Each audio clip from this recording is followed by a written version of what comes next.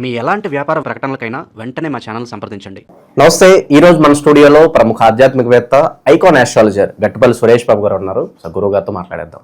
నమస్కారం గురుగారు. జై శ్రీమన్నారాయణ. అక్టోబర్ మాసంలో విశేషంగా కర్కాటక రాశి వాళ్ళ పరిస్థితి ఏ విధంగా ఉండబోతుంది? సో మనకి విజయదశమి ఉంది ఈ నెలలోనే, అలాగే దీపావళి ఉంది.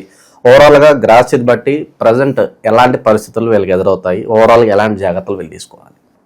ఏదైతే కర్కాటక రాశి అని ఉందో ఈ కర్కాటక రాశి వారికి కొంతమేర అదృష్టం, కొంతమేర దురదృష్టం, కొంతమేర మిశ్రమం. అంటే ఏంటిది? 3 రకాలంటే ఈ రాశిలో 3 నక్షత్రాలు ఉంటాయి. 3 నక్షత్రాల వారికి 3 రకాలుగా ఉంటుందన్నమాట.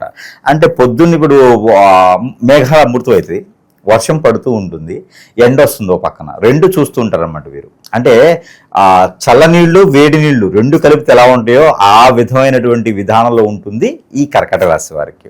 అంటే వీరి ఆలోచన కూడా అలానే ఉంటుంది ఈ మాసంలో. ఎలా అంటే విదేశాలకు ప్రయాణం చేస్తారు, తీర్థయాత్రలు ప్రయాణం చేస్తారు, ఒక దగ్గరికి అనుకుంటారు, మొత్తం ఆ సరౌండింగ్ అంతా కూడా తిరిగేసి వస్తూ ఉంటారు అనమాట. ఒక దగ్గరికి అనుకుంటారు, సగం దూరం వెళ్ళి వెనక్కి వస్తారనమాట. అంటే ఆలోచన విధానం సరిగా నిలకడగా ఉండనటువంటి పరిస్థితి.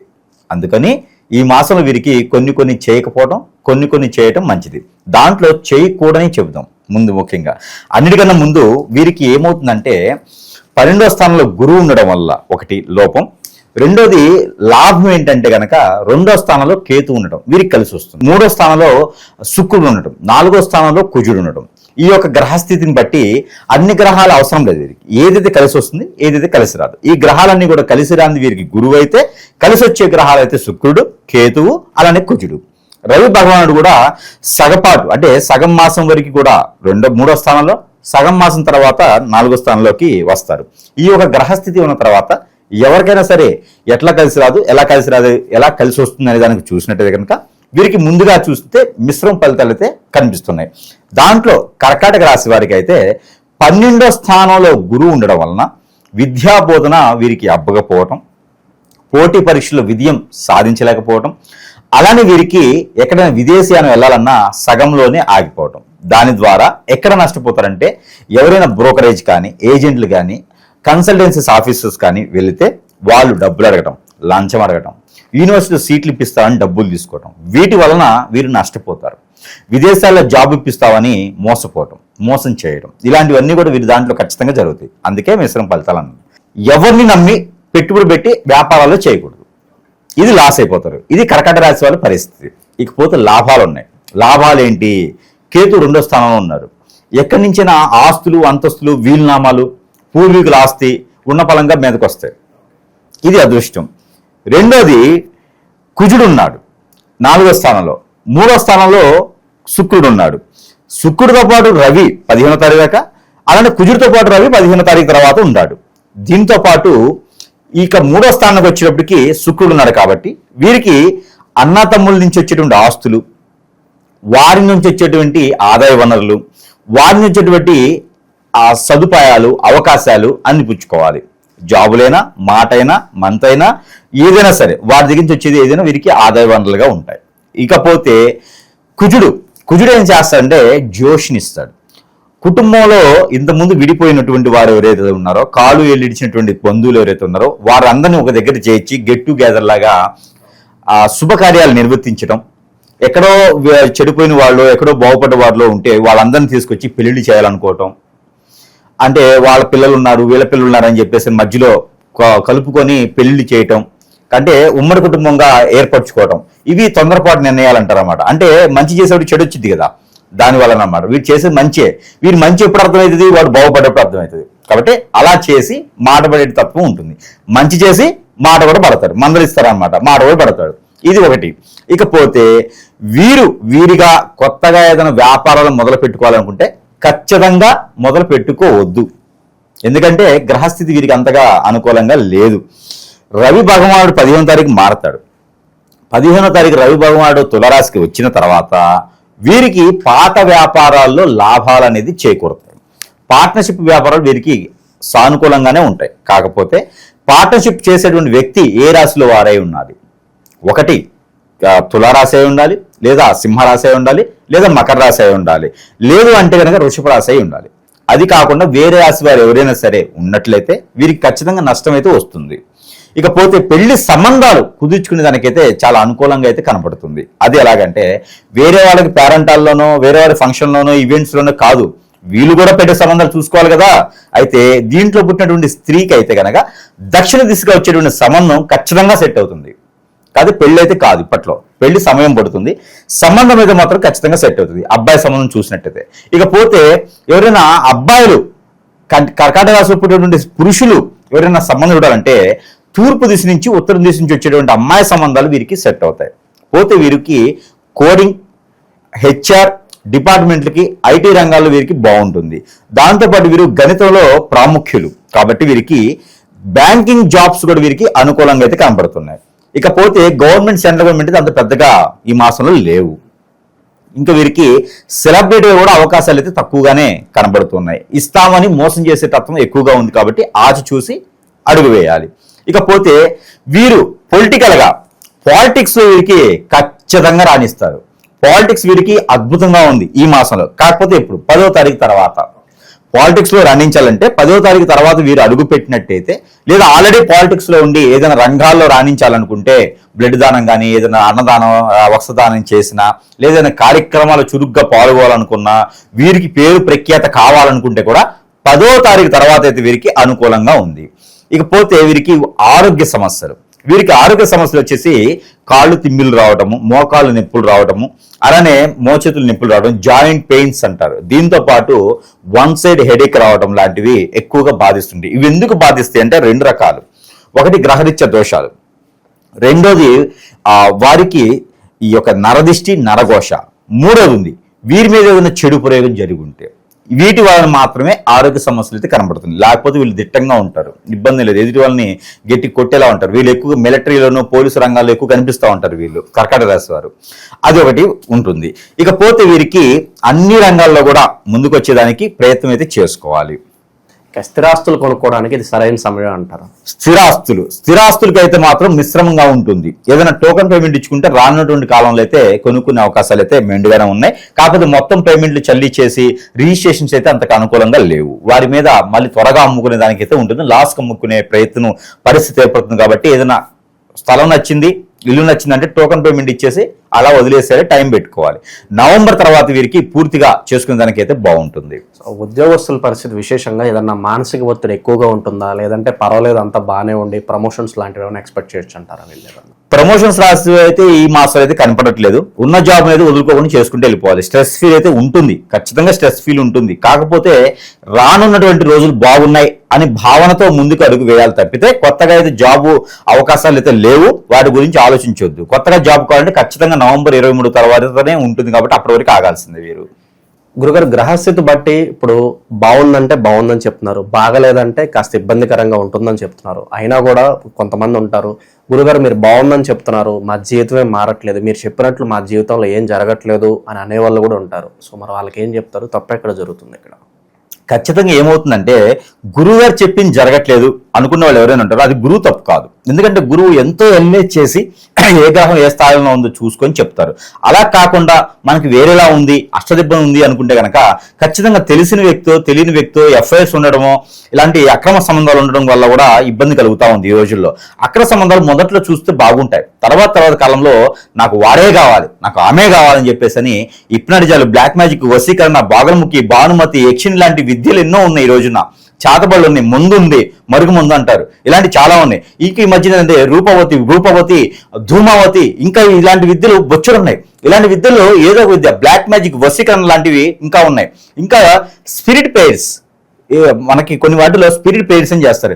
ఇలాంటి విద్యలు బొచ్చుడున్నాయి, ఇంకా కొన్ని చెప్పాను. ఇలాంటి విద్యలు ఎవరు చేపిస్తారంటే మన పక్క నుండి మనతో పాటు ఉండే వాళ్ళు చేపిస్తారు. దాని ద్వారా మనకి ఇబ్బందులు ఉంటాయి. రెండోది మనకి తెలియని శత్రువు ఎదుగుతున్నారా బాబు అని చుట్టాల్లో చేపిస్తారు.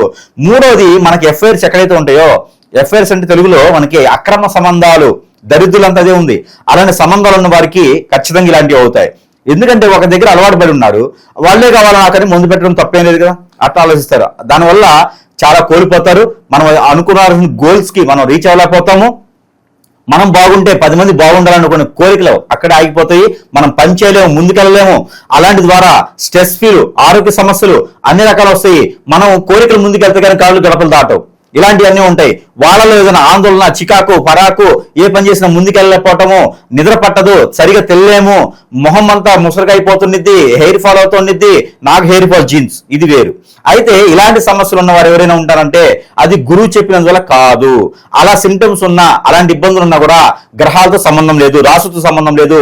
రాశి బాగుంటుంది, గ్రహం బాగుంటుంది, దశ బాగుంటాయి, టైం బాగుంది, కానీ ఇలా జరుగుతుంది అంటే కనుక ఖచ్చితంగా నీకేదో జరుగుతుంది, నీకేదో చెడు జరుగుతుంది. అది చూసుకొని గమనించుకొని సమీప దూరంలో ఉన్నటువంటి గురువు దగ్గరికి వెళ్తే నీకు సరైన మార్గం దొరుకుతుంది. లేదు గురువు గారు ఇన్ని చెప్పారు కదా మీరే చేయాలంటే కనుక ఖచ్చితంగా సంప్రదిస్తే వారికి సానుకూలమైనటువంటి వాతావరణానికి లభిస్తుంది. కాబట్టి ఈ విధమైనటువంటి విధానం చేసుకోవచ్చు. అంతేగాని గురువు గారు చెప్పారు, అక్కడ ఏదో జరిగిపోయింది, మీరు చెప్పిన జరగట్లేదు అని చెప్పి ఒక కామెంట్ పెట్టేస్తే అయిపోదు. జరగట్లేదు అంటే మనలో లోపం ఉంది అని అర్థం. ఆ లోపాన్ని వెత్తి పొడిచి చూసుకోవాలి, ఎక్కడ లోపం ఉంది. చెడు వ్యసనం అంటే సీరియడ్ రావడం కూడా, చెడు వ్యసనం అంటే పేకడటం కూడా, భార్యని కొట్టడం, భర్తని హింసించడం, పిల్లల్ని హింసించడం, తల్లిదండ్రులను చూసుకోలేకపోవడం, ఇవన్నీ చెడు వ్యసనాలే. పెద్దవాళ్ళకి నువ్వు సరైనటువంటి కార్యం చేయకపోయినా కూడా నీకు ఆ బాధ అనేది ఉంటుంది, ఆ బాధని నువ్వే పడాలి. కాబట్టి ఇవన్నీ కూడా తొలగిపోతే నీ జాతకం నీకు సంపూర్ణంగా ముందుకు తీసుకెళ్తుంది. జాతకాలు, రాసులు, గ్రహాలు ఎప్పుడు తప్పు చేయవు, నీకు చైతన్యాన్ని మాత్రం తీసుకొస్తాయి. అలా కాకుండా ఉంది అంటే ఖచ్చితంగా గురువుని సంప్రదించండి, మీకున్న లోపాలు తొలగిపోతాయి. ఈ రకమైన ప్రయత్నం అయితే ఖచ్చితంగా చేయాలి. అయితే మీకు ఈ లక్షణాలు కనుక ఉన్నాయి, నేను చెప్పిన సిమ్టమ్స్ మీలో కనిపిస్తున్నాయి అంటే సమీప దూరంలో ఉన్నటువంటి గురువునే కాదు, నాలాంటి వాళ్ళని నాన్ననే సంప్రదించవచ్చు. నన్ను సంప్రదించడం ద్వారా నాలాంటి గురువులే కాకుండా, లేదు గురువు గారు మీరు చూస్తున్నారు కాబట్టి ఇన్ని చెప్పారు కాబట్టి మీరు చూడండి అంటే ఖచ్చితంగా నేను చూడగలుగుతాను. వాటికి విరుగుడైతే ఎలాంటి విద్యకైనా, ఎలాంటి చెడు ప్రయోగానికైనా విరుగుడైతే ఖచ్చితంగా లభిస్తుంది. ఆ విధమైన ప్రయత్నం అయితే మీరు చేసుకోవచ్చు. ఆ చేసుకునే అదృష్టవంతులు లేదని కూడా ఆస్కారం కనిపిస్తుంది. ఇక ఎప్పటి నుంచో పోలీస్ స్టేషన్లో కోర్టుల చుట్టూ తిరిగి అలసిపోయిన వాళ్ళకి ఏదన్నా గుడ్ న్యూస్ ఉందా? ఖచ్చితంగా ఉంటుంది. ఇది మంచి సానుకూలమైనటువంటి పరిస్థితి ఉంటుంది. కాబట్టి వీరికి రవి భగవానుడు ఉత్సవంలో ఉన్నాడు కాబట్టి కోర్టులో నలిగేటువంటి విషయాలు కానీ, అలానే స్టేషన్లో ఏదైనా విషయాలు ఉంటే వీరు ఎందులోనా విరికిచ్చుండి ఇరుక్కొని ఉంటే కూడా అవన్నీ కూడా బయటకు వెళ్ళేది. అంటే దాంట్లో A1, A3, A4 ఉంటుంది. ఆ పరిస్థితిలో ఉన్నటువంటి కేసులు కూడా కొంచెం సానుకూలంగా పరిస్థితి అవకాశాలు ఉన్నాయి కాబట్టి ప్రయత్నం చేయాలి. ఈ ప్రయత్నం 22 తర్వాత చేయాలి. ఈ మంత్ లో 22వ తారీఖు తర్వాత ప్రయత్నం చేస్తే నెలాఖరు లోపే వాళ్ళకి సానుకూలంగా మారిపోతాయి. ఈ అక్రమ సంబంధాల వల్ల చాలా వరకు కూడా వైవాహిక జీవితంలో ఇబ్బందులు వస్తున్నాయి. ఇలా ఒక వేరే పర్సన్ ఎంటర్ అవడం ద్వారా ఏమన్నా ఇబ్బందికర పరిస్థితులు సూచిస్తున్నాయి? ఖచ్చితంగా ఉంటుంది. దానికి గ్రహరీత్యా, జాతకాల రీత్యా అవసరం లేదు.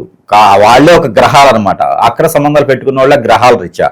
మామూలుగా ఇక్కడ ఒక స్టోరీ ఉంది. ఎట్లా అంటే పెళ్లి కాకముందు, పెళ్లి చేయడానికి భార్యాభర్తలు కాకముందు, భార్యాభర్తలు అవ్వడానికి మునుపుగా జరిగేటువంటిది ఆ ఇద్దరి మధ్యన కంపాటబిలిటీ అని చెక్ చేస్తారు.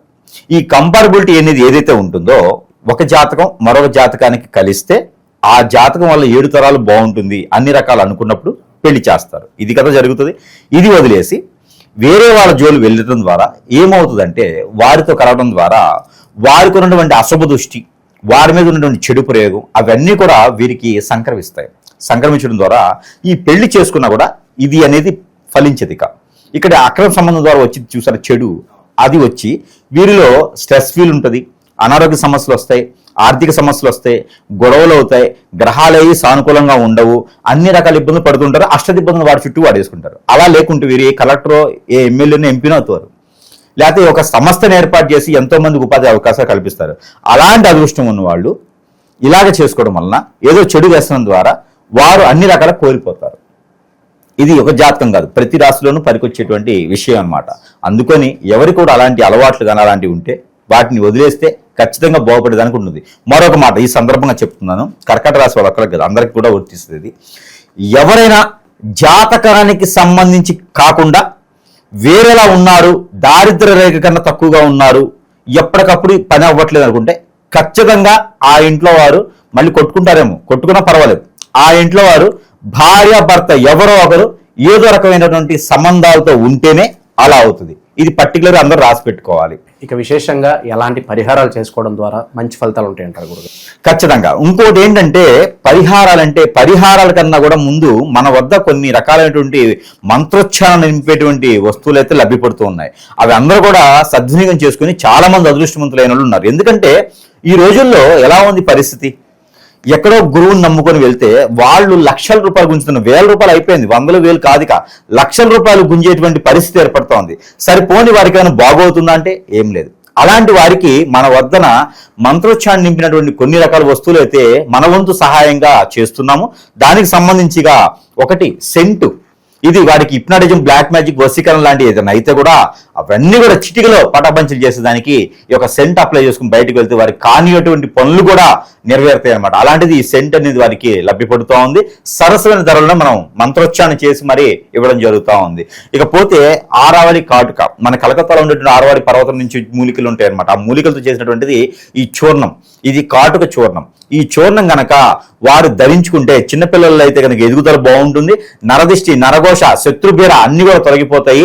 పిల్లల ఎదుగుదల చాలా బాగుంటుంది. బాలర్ష రోగాలు, నేలపాటుదనం, ఏడవటం లాంటివి అన్ని పోతాయి. పెద్దవాళ్ళు పెట్టుకుంటే ఈఎన్టీ ప్రాబ్లం అంతా కూడా పటాపంచలేకపోతుంది. ఆర్థిక రకమైన సమస్యలు కూడా మెరుగవుతాయి.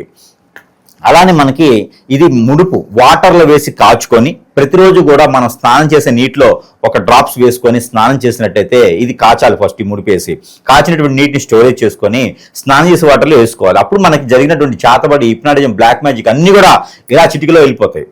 దాంతోపాటు మనకి జరిగేటువంటి ప్రక్రియ, అలానే మనకు రావాల్సిన వనరులన్నీ కూడా మనం ఏం చేయాలన్న ఆలోచన అయితే ఖచ్చితంగా మెరుగవుతుంది. ఇది ముడుపు, అది పనిచేస్తుంది. ఇకపోతే నాగమణి, అందరికి తెలిసిందే, నేను ఇది ఉచితంగానే ఇస్తున్నాను. కాలసర్పదోషం, నాగదోషం, కుజిదోషం, శుక్రదోషం, కలత్ర దోషం ఇలాంటి ఏది ఉన్నా కూడా ఇది పూజ మందులో పెట్టుకుని పూజ చేయడం ద్వారా ఇలా చిటికలో వెళ్ళిపోతుంది. ఈ మనం సరసమైన ధరలు కాదు, ఇది ఉచితంగానే వారి వద్దకి పంపిస్తూ ఉన్నాం. ఎవరికైనా కావాలన్న వారికి మా అడగవచ్చు.